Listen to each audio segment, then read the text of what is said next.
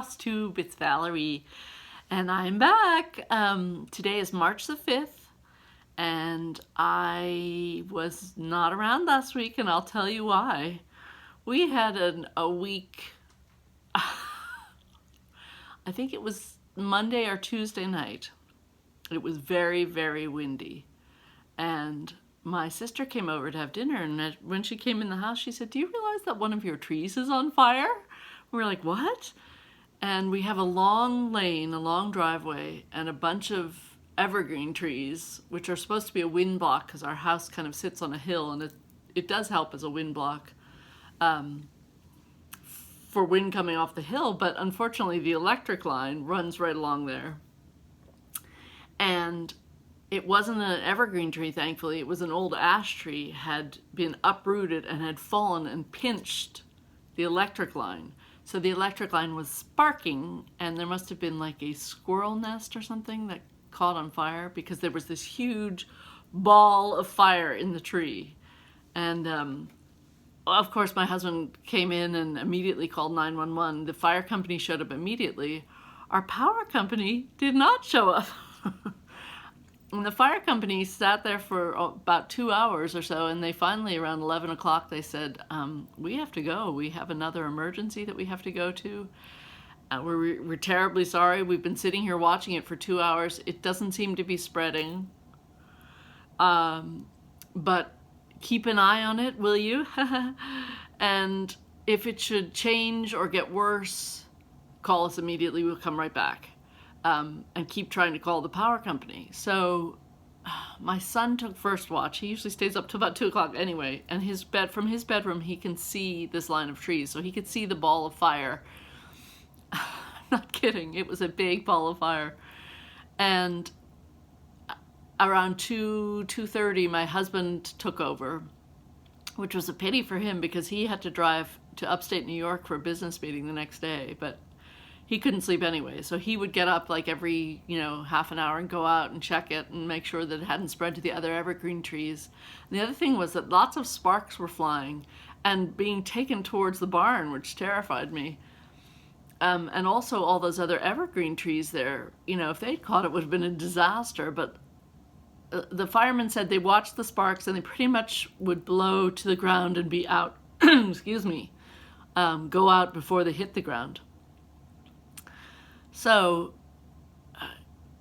7 o'clock the next morning, or 6 o'clock the next morning, my husband had to leave. So I started going out every half an hour and checking and calling the power company again. And so when I called them again in the morning, I said, this has been going on since 7 p.m. the night before. And the woman said, "Dear, you realize there are thousands of people who are without power." And I said, "Well, doesn't fire take precedence over loss of power?" And she went, "Oh." And then she looked at the ticket and she said she thought somebody had put it in as just like power outage or something. So she gave it more priority, I guess.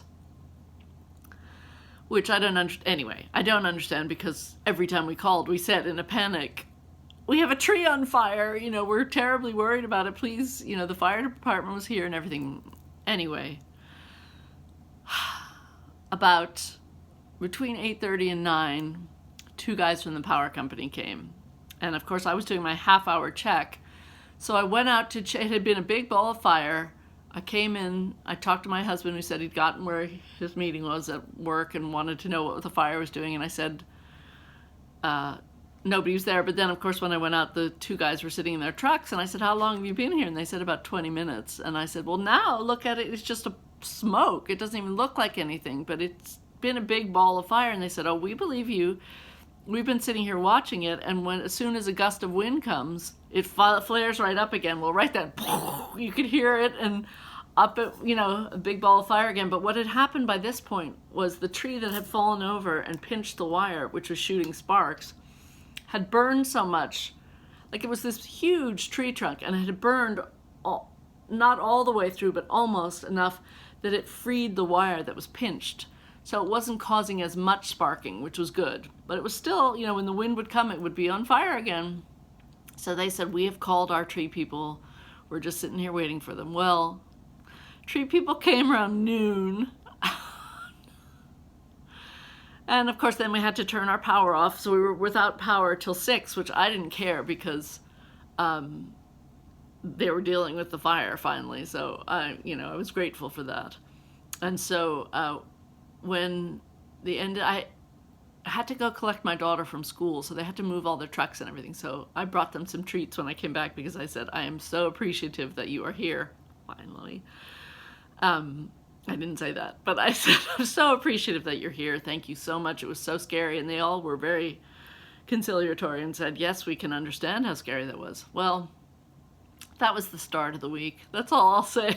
The rest of the week, I think I was exhausted. I think just the stress of that and the worry put me in a tailspin. So I really didn't achieve a whole lot this week, and I couldn't film. So here I am anyway.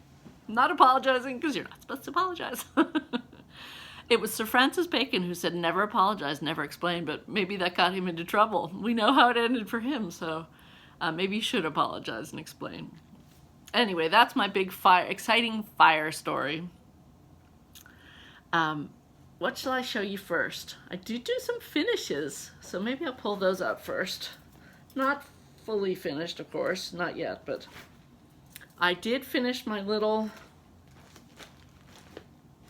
hold on, hold please, as Stephanie would say. Where is it? I want to show you the picture. Here it is. The 3 pumpkins. Anyway, it's called 3 pumpkins. You've seen it before. I did finally finish that. Hooray! There it is. There is a lot more work in this than you would realize. Like all this Indian corn, all different color changings and things, and then you have to do little French knots for the acorns. I don't know if you can see or not. The little acorns have a back stitching. You can see over in this one, if it'll focus on it. Back stitching and French knots, and I don't know, there are 3 of these in the pattern, and I thought I would whip them out, bing, bing, bing, make up some cute little pumpkins and have them all ready for the fall. Well, I've done one. I think that's all I'm doing for a while. It was tired. I don't know. And this linen, it's a week's. It's very loosey-goosey, so I find it kind of hard to, it's not hard to stitch on, but it takes a little attention to get your stitches to look nice. Like, I think they look fine on the pumpkins and things. But, you know, I don't know. I did one. I thought I'm going to stop there for now. I don't remember if I did show you that I finished these. I finished the next glitter house. It's been 2 weeks, so I don't remember if I showed you all these. I don't think I did. The next glitter house, and I did end up putting just 1 strand of the gold for the tree, and I think that looks fine. And I think probably that's what I was meant to do for all the gold that I used. Remember last time I was showing you that it comes out so thick and it's so difficult to work with? Well, maybe you're just meant to use 1 thread. It seems like it's perfectly fine coverage with 1. And I don't mind the gold in there, you know, with the shimmery fabric and everything. I think that's cute. So that one's done. Then my big, I am so proud of myself accomplishment, and I should have ironed it. Explaining and apologizing again. Oops. I finally finished Happy Heart Sampler, Birds of a Feather. So here it is.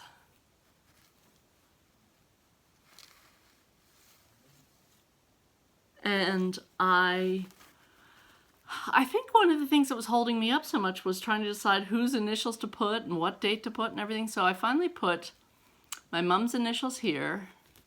This is for my mother-in-law and my sister-in-law, and my husband and myself, and my daughters up here, and this is the year both of my grandparents on my mother's side were born in 1896, so I put that in there. I grew up, I think I told you in my first video, I had grown up with them, so they're very dear to me. This is my grandmother's initial, my aunt, and also my sister's initial. I did change a couple of the colors just to lighten it slightly because it was so dark. And I do like the dark, like Lori Textile said, oh, that's totally up her alley. And it is mine too, for the most part, but I think it was too much orange for me or something. So I also put my sons in here. Little initial for them. So there it is. I'm trying to hold it on the back of my computer because that's something white to show you better. There, now you can see it. So yay! That is an old work in progress, I will tell you. Not my oldest, but it's pretty darn old. Oh, and progress on Farms of Hawkrun. Hello! I finished this block. I've started this one. I'll show you. Oh, I probably didn't hold that long enough, but you've all seen this 100,000 times, so.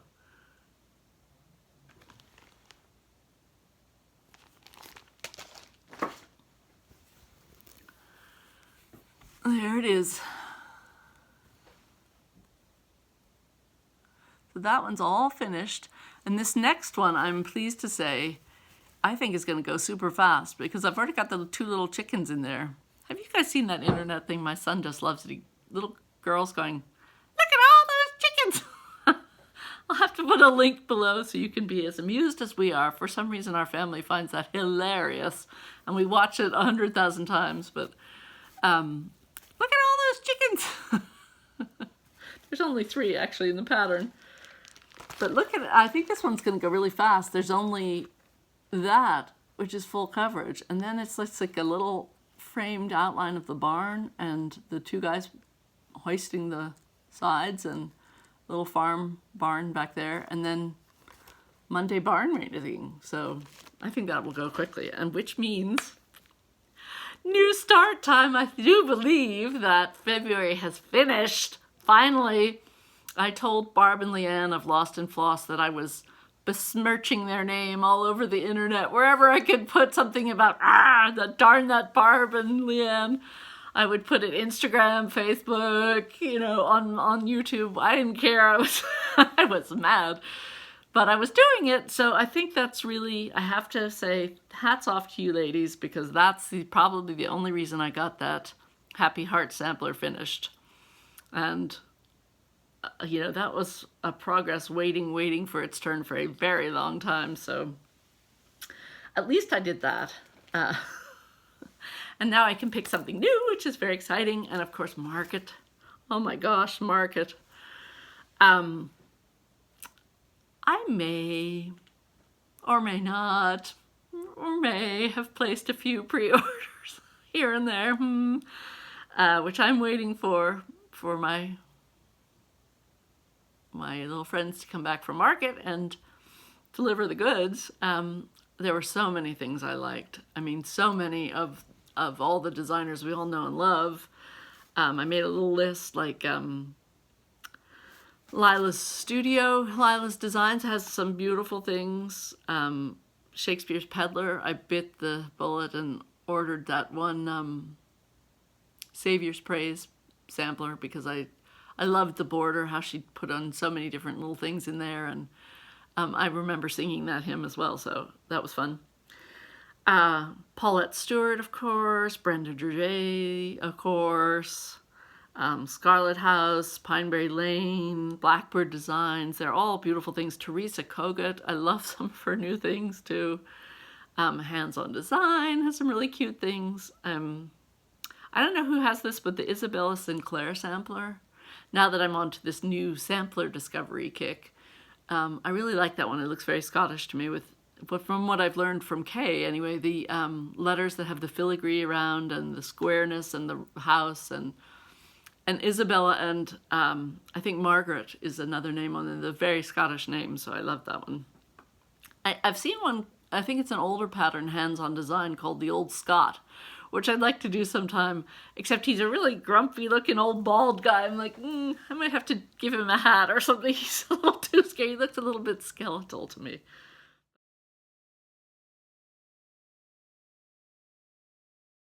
But so yes, many, many, many pretty things. But the one that really jumped out at me, it was funny because I was listening to Vanna Pfeiffer and Gary Parr on their Fiber Talk podcast, and all the ones that Vanna picked out were ones I just loved. But I told her what I thought was so cool was that when you listen to that podcast, she can assess what it is about each design that makes it really appealing, at least for my way of thinking, and hers. Obviously, we think alike on those things, but different things she was pointing out, like she was pointing out on the hands-on design things that Kathy Haberman, I think you say her name, is so good with her lettering. It's just really neat. And once Vanna said that, I went back and looked at some of her designs. I thought, you know what? She's onto something here. This is true. And, other observations of Vanna made I thought were really right on the money. So I really enjoyed that podcast. If you don't listen to Fiber Talk, you really must go listen to that. But the one that really jumped out at me was Janine McGowan, Blue Flower Stitching. It totally floats my boat. It's a great big bee, and it's got quilting motifs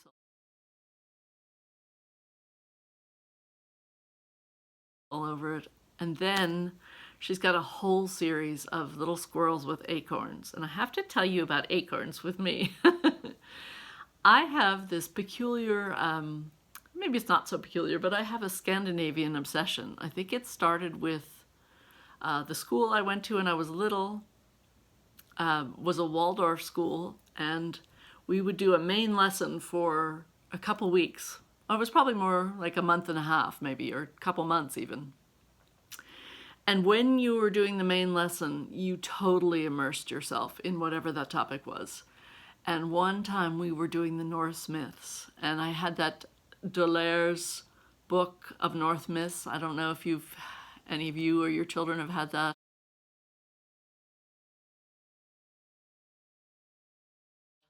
But they're beautiful colored pencil drawings of, Odin with his one eye and his ravens on his shoulder, or Thor throwing his hammer, or Loki playing tricks. And I just loved that. And I loved all the things about sort of Scandinavian design.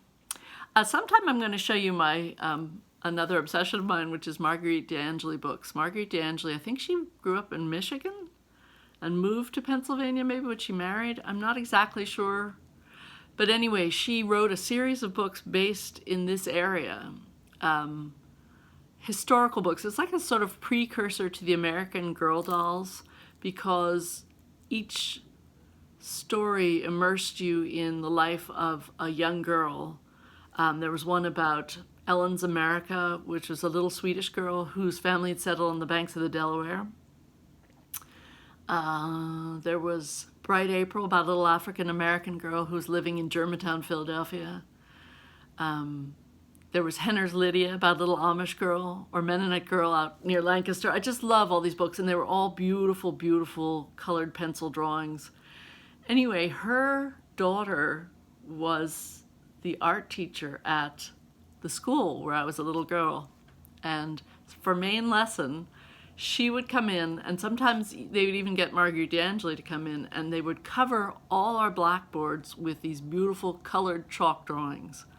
And so we had Thor with his hammer, riding in a big chariot right across the wall, and things like that. And then when that main lesson would be over and we'd be on to something else, I remember the teacher saying, "We're going to say goodbye to Thor now." We'd be like, "No, no." And he would erase the board. It was so sad. But then she'd come back and draw something else, which was fabulous. But anyway, it's this long way around to tell you part of my Scandinavian obsession to Scandinavian people. And I've done a little more reading about this just to talk to you all, because it's not just Scandinavia. Apparently this is true in British culture and many different cultures. The acorn is sacred. I don't know if you knew that, but it's a symbol of strength and power. And it makes sense because, tall oaks, mighty oaks from tiny acorns grow. It's quite mysterious. This tiny little thing can produce such a strong, powerful tree. So they're believed to bring luck and prosperity and youth and beauty for women. And they are also thought to be like a guard against lightning strikes. And apparently in a lot of Scandinavian houses, they will put acorns on the windowsills to keep the lightning away, which I thought was interesting. Apparently, an oak tree, if it's hit by lightning, can still survive. And it's one of the few that does. I guess it doesn't catch on fire very easily. I guess we should have had an oak tree, huh? Anyway. This is bringing me back to the blue flower stitching. Her whole series is little pin cushions with acorns for the different seasons, which are gorgeous. I'm sure you've seen them by now because they have been quite the sensation. But also squirrels with their little acorns, so of course. They are in my stash enhancement. Oh, what else? It says, perseverance and hard work, strength and power. I guess it's really because since only a few of the little acorns become the tree, it's a symbol of achieving great things if you persevere, strength and power, that sort of thing. And spiritual growth as well. So, I should also pull out, I do have some Scandinavian stitching motifs. Remind me, I will save that for another day, but I have a Danish cross-stitch kit that someone gave me that I never could make my way with. I think it was on that Hardanger linen or something, which is why I didn't take to it. I could just try doing the motif on a different type of linen, I think is probably what I ought to do. But anyway, I don't even know where I am anymore. I'm telling you, I'm so discombobulated this week. Like it's spilled over from last week into this week. I'm just like, oh. But anyway, I will persevere. I had some questions. Kay's alphabet sampler that she shows in the beginning of her video, I'm gonna contact Kay and set up another tour with her, but I will ask her specifically for you about her sampler. I have a question for you all, because I've been trying to clean up my little sewing area when it's not too cold out there. And I have so many American patchwork and sampler quilt magazines going way back, and some have marked, this is the one I want to do this pattern, and I have the fabric with it, and others I just have to go through them. They offer, you can buy a little jump drive that supposedly has all the back issues on it with all the patterns and everything. Has anybody gotten one of those? Do you find you like it? I just have a little Chromebook. I don't even think I can, well, maybe I can put a jump drive in. I'm not sure. I'd have to use one of my kids' computers, but I am tempted because it's going to take me hours and hours and hours to go through all those magazines. I don't know whether I should I want to keep the ones that have the tours of the different quilt shops because I love those. They're really good eye candy, and some of the shops may have closed, but it gives you ideas for when you're traveling. If you want to try and see this shop or something, you can swing by. I just want to know from you if anybody has ever tried one of those jump drives with magazines on it. And then if you have, what did you do with your old magazines? I would like to know. Inquiring minds want to know. What else was I going to show? Oh, I brought to show you some things that I should be doing. I should be doing the next Glitter Village, which I think is cute. It's a little church. Haven't started that yet. I should be doing my next Annie B's Folk Art Country Christmas Ornament, which is a little ice skate, which is very cute. I'll have to get on that. Sorry about the glare. Now I am free to start my Plum Street Sampler Kindred Spirits Club pattern from Paulette Stewart. I have it with all its little goodies in my Mama Joan, made by Mama Joan Kindred Spirits bag, so I'm all set for that. I want to thank my friend Vanessa because we were chatting about something, and I said one of my unicorn charts was the 5th in the Anniversaries of the Heart series by Blackbird Designs.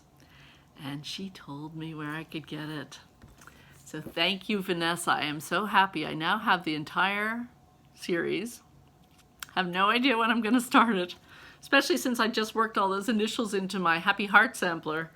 It kind of took the impetus away a tiny bit from doing the whole Anniversaries of the Heart. I'm sure you know what this is, but there's, I think there's 12 patterns, and each one you can commemorate someone different. It's you know, different people you want to remember or different occasions and things. And they're all just really pretty Blackbird designs. So I now have them all so that when I want to start, I will be able to start. So I'm thrilled with that, and thank you so much for your help. I will show you, I think, the first big quilt that I ever made. It's very simple. It's just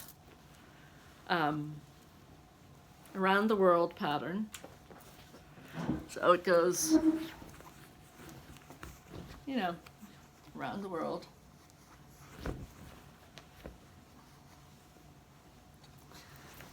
But this thing has been dragged around the house, the car. I just used plain fabric on the back, you know, plain white muslin.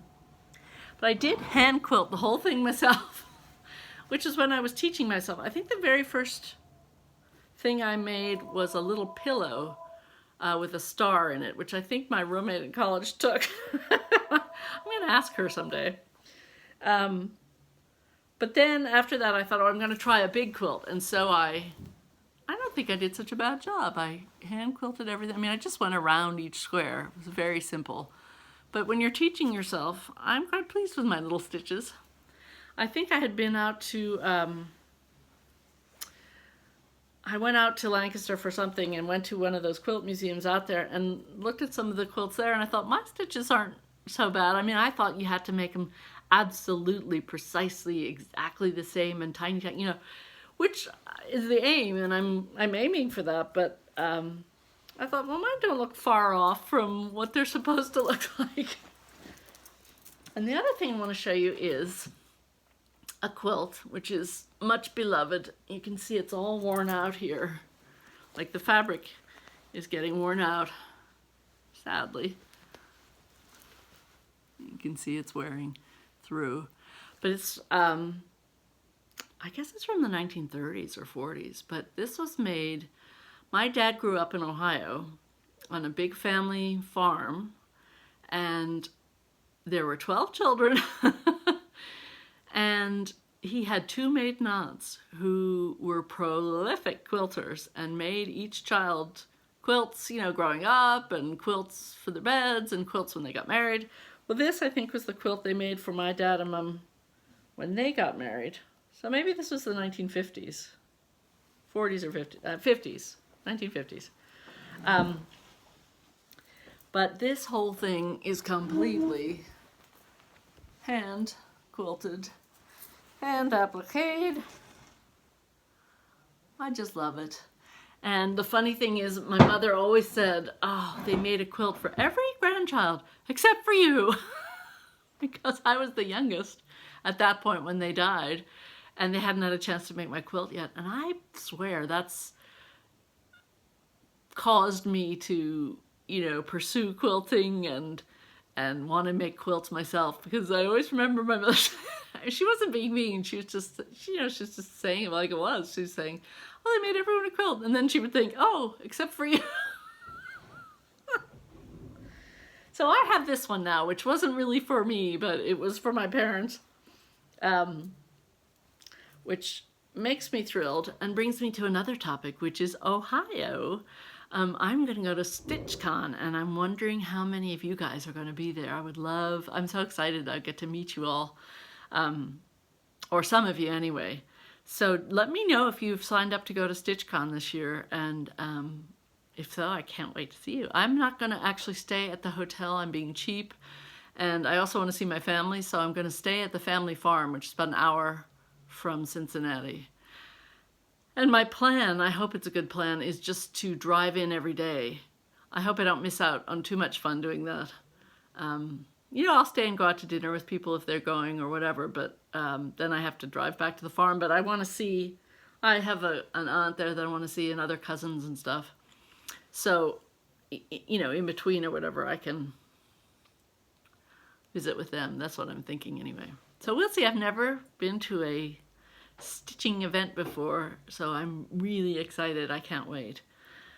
The last thing I'm going to show you is a punch needle that I was working on and I put aside for a while. Here's the back. So it's a little cat and a pumpkin. Here's my front.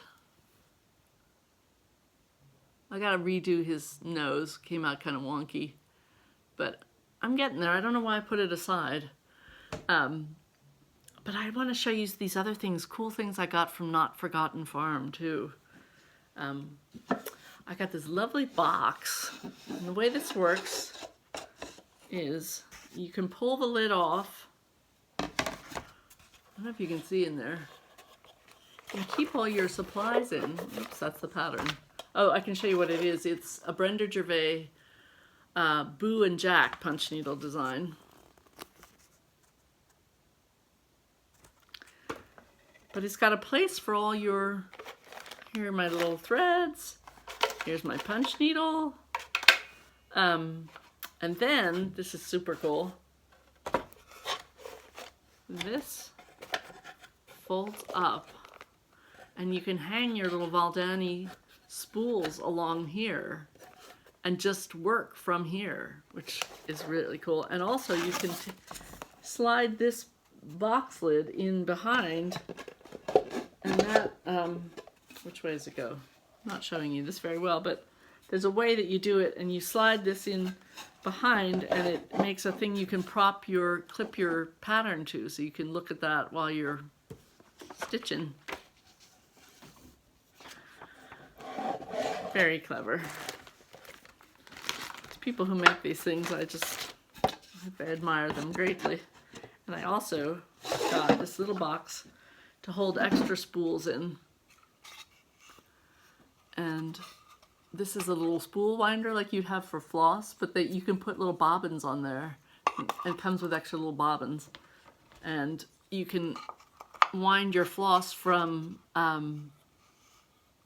DMC skeins or whatever onto little bobbins if that's what you want to use, and then you can string the little bobbins across that bar in the other box. And then when you're done, all goes back neat and tidy. I love things like that. You can have clutter and mess and hide it away. All right, for the last thing I'm going to talk about today, you know, I'm a history lover, and I reached 1776 subscribers, so I think it's time for giveaway. So let's see, what would I like you to answer? Tell me one of your sort of obsessions. Like I've told you some of mine, like I'm obsessed with things Scandinavian, and I also want to talk someday about like Scandinavian design. I love the patterns and all that kind of thing. But that's one of my obsessions. It's not very secret because if you looked around our house, you would see all kinds of things that look Scandinavian, I think. So tell me some secret or out there obsession that you have. Some type of music or some sort of art form or some period in history, or you just so I can get to know you guys better too, like whatever thing excites your imagination. And don't say contest, don't say prize, don't say any of those things. Be a subscriber, that would be nice. Like this video, you don't have to do these things, but these things are nice. Here's what I'm going to give you. It's fitting for history. It is American Sampler by Plum Street Samplers. Paulette Stewart. Give me a calm and thankful heart. From every murmur free, the blessings of thy grace impart. preserve our liberty. And sic semper tyrannis, thus always to tyrants. I love how Paulette tells you on the back about the design. She says, the sampler was inspired by the great state of Virginia. 3 of our founding fathers were born here, Washington, Jefferson, and Madison, represented by the 3 flags. So we got 3 flags. Sorry, glare. The state flower is the flowering dogwood, stitched to the right of the house with a colonial couple. A cardinal Virginia state bird is perched in the tree, and the state's motto, Sic semper tyrannis, thus always to tyrants, is featured in the verse. So if you would like to win this pattern, tell me one of your obsessions, and I will pick a winner and let you know the next time. So until next time, I think we're going to be full up watching market videos. I'm thrilled and excited, and can't wait to see everybody's pics and hear about their trips and all the wonderful things. And I hope all the designers did really well. They've certainly done well by us, because it's a joy to see all the new patterns and be excited to stitch them. So happy all around. I can't promise I'll be back next week, but I will try. And in the meantime, I wish all good things to you all. Bye. Here we go again. Oh boy.